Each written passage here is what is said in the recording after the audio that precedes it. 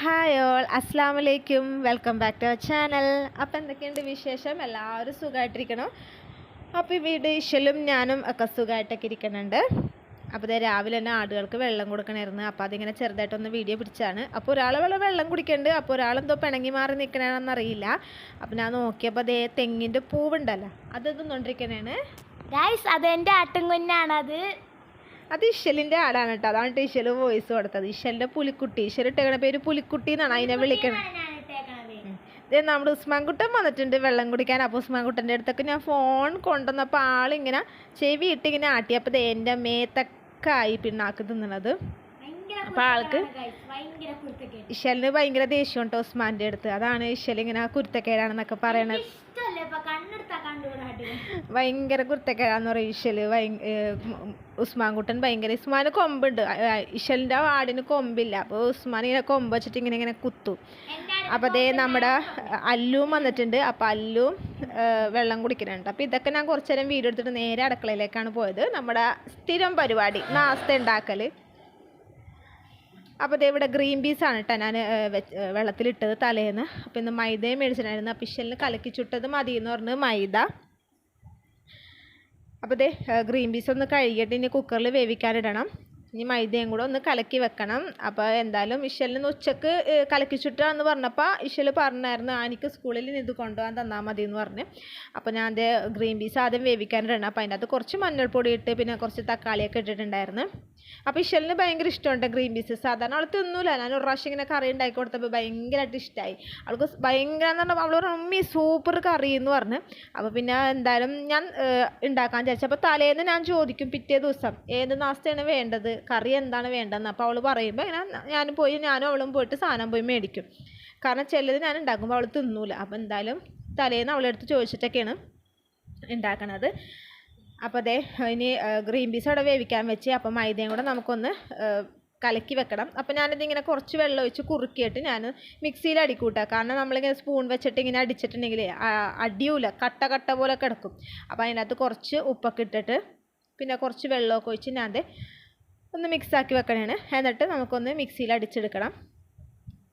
മിക്സിയിൽ അടിച്ചെടുത്താലേ നല്ലതായിട്ട് കിട്ടുള്ളൂ. എത്ര ചെയ്താലും സ്പൂൺ വെച്ച് ചെയ്താലും എനിക്ക് കട്ട തന്നെ കാണും. അപ്പോൾ അതിൻ്റെ അകത്തേക്ക് ഞാൻ കുറച്ച് പാല് ഇട്ട് കൊടുക്കുന്നുണ്ട് കേട്ടോ.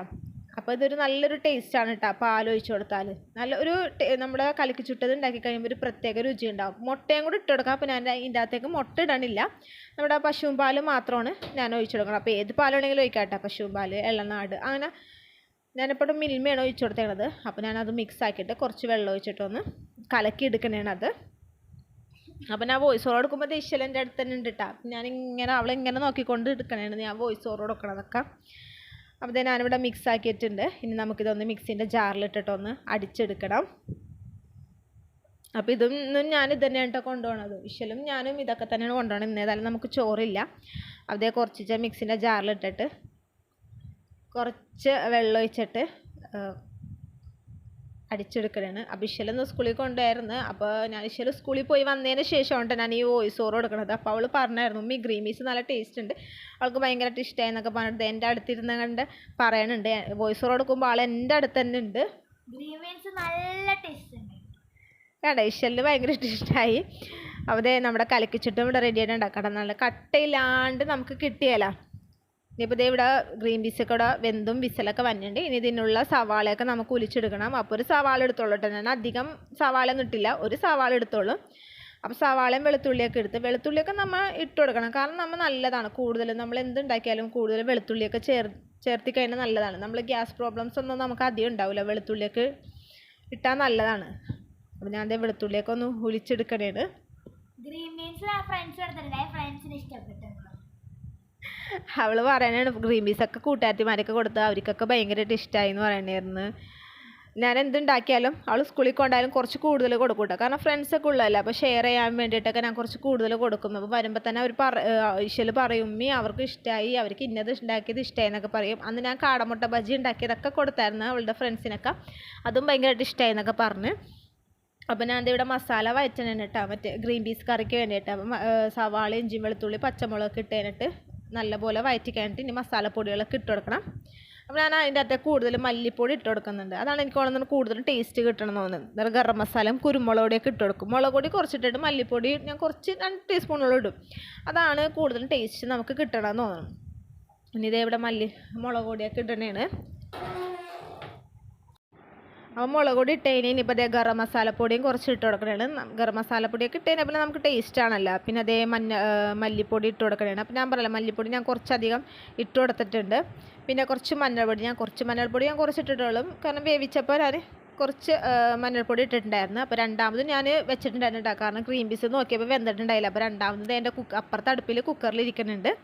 പിന്നെ അതേ കുറച്ച് കുരുമുളക് പൊടി ഇട്ട് കൊടുത്തിട്ടുണ്ട്.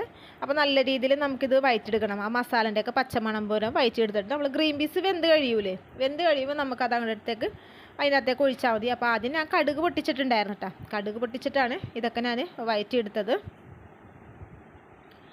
അപ്പോൾ ഇതൊക്കെ ഞാൻ ഓരോന്ന് എടുത്ത് വെക്കണേ. എനിക്ക് അങ്ങനെയാണ് എന്തെങ്കിലും സാധനം എടുത്തു കഴിഞ്ഞാൽ പിന്നെ അതാത് സ്ഥാനത്ത് അത് കൊണ്ടുപോയി വെക്കണം. ഇങ്ങനെ അടുക്കള ഇങ്ങനെ നിരന്ന് കിടക്കണത് എനിക്ക് ഇഷ്ടമല്ല. എന്തെങ്കിലും എടുത്തു കഴിഞ്ഞാൽ അപ്പം തന്നെ അതാത് സ്ഥാനത്തേക്ക് എല്ലാം വെക്കണം. ഇങ്ങനെ ക്ലീൻ ആയി കിടക്കണം എനിക്ക് അടുക്കള. എനിക്ക് അങ്ങനെയായിരുന്നു.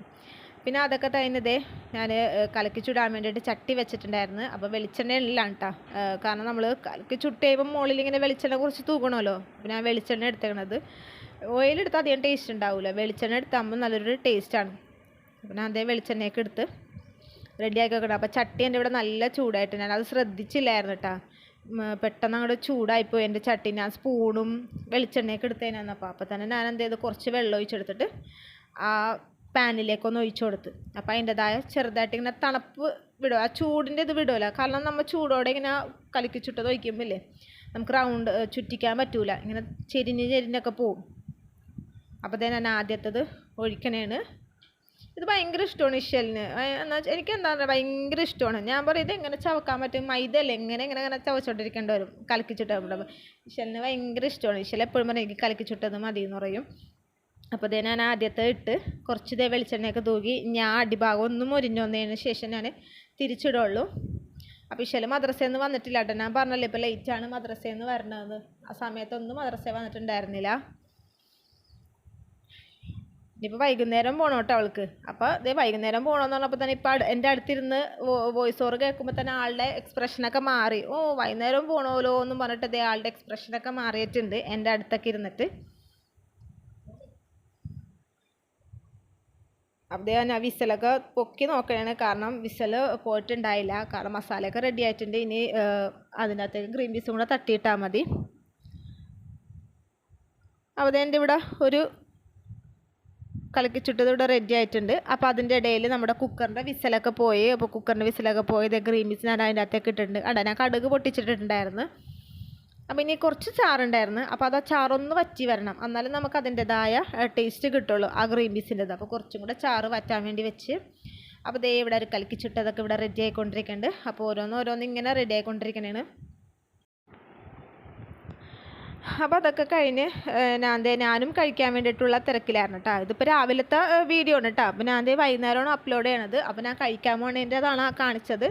കാരണം കറി കഴിഞ്ഞ് ഞാൻ മൂടി വെച്ച് പിന്നെ കലക്കിച്ചുട്ടത് അതിൻ്റെ ഇടയിൽ കൂടെ ചുറ്റിച്ചുകൊണ്ടിരിക്കണേണ്. അപ്പം ഞാൻ എന്തായാലും ആ സമയത്ത് കഴിക്കാമെന്ന് വെച്ച്. കാരണം കഴിച്ചിട്ട് എനിക്ക് പോകണമല്ലോ. അപ്പോൾ കഴിക്കാൻ വേണ്ടിയിട്ട് ഞാനും ദേ എടുത്തിട്ടുണ്ട്. അപ്പോൾ ഞാൻ നാസ്തക്കാക്കി തിരിച്ച് കഴിഞ്ഞ് വന്നപ്പോൾ ദേഷ്യൽ റെഡിയായി മുടിയൊക്കെ കെട്ടണേണ്. സാധാരണ ഇപ്പം എന്നെ വിളിക്കൂട്ടാ. മറ്റേതൊക്കെ എന്നെ വിളിക്കുമായിരുന്നു അവൾ മുടി കെട്ടിത്താന്ന് പറഞ്ഞിട്ട്. ഇപ്പം തനിയെ കെട്ടിക്കോളൂ. ഇപ്പം എല്ലാം തനിയെ ചെയ്തോളൂ കേട്ടോ.